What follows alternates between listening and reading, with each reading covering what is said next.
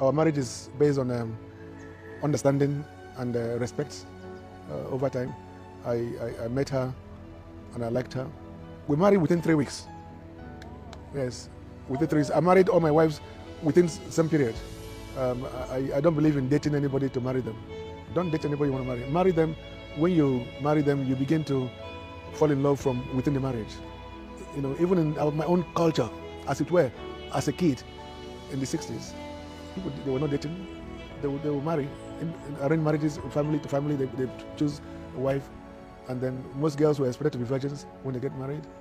And they build a family from there. And because they didn't know each other before they got married, there's a lot of excitement, a lot of learning to do. And but Regina and I is a story that is interesting because before I met her, I didn't know about her. I don't watch movies, never watch movies.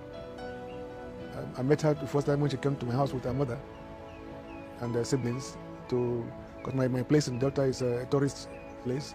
They came to look around and I liked her and that was it, you know. So whether I marry another wife or not, she knows it can happen. I come from a very polygamous environment myself. I love children, so I want more children. And she knows this, and my other wives, they also know it. So we'll see what happens in the future. You do everywhere. You do everywhere. That's why at night, a lot of them know zone 4, zone 5, zone 6. As na fabo ashawo.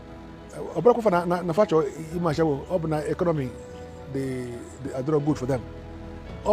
These are the ills of the society now that but as na one man, one woman.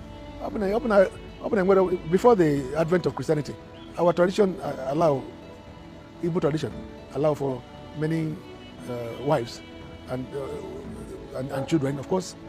That determines the size of the wealth you have, isn't it, in those days? So you see an average Northerner marrying 2, 3, 4. They're helping the women. They're helping the society. But the fallacy of it all is that, yes, religion and Christianity doesn't allow that in the South. And yet, the average Southern man with 10 girlfriends, you know, so you don't, the irony is so stark. I love my culture, my culture as I know it, not as they're trying to dilute it now. You know, I love culture. Igbo culture is wonderful and should be promoted the way it has always been. But even looking at that, look at even your population in Nigeria. Just look at the economy of marriages, what I call economy of marriages. You, as an Igbo man, you have one wife, and maybe you have 4 children. Onye Ugu with 4 wives. Each wife will have 5 children. That's how many? 25 children. In the next 10 years, 20 years, you can look at the population. Just imagine the population of Onyugu, Ndiogu, and Ndibo. What it will be in the next 20 years. The population will be like 1 to 5, isn't it? Because of the disparity. Assuming that we are the same now. I'm just saying, but we are not. The gap is getting bigger and bigger. And Igbos will never catch up. Because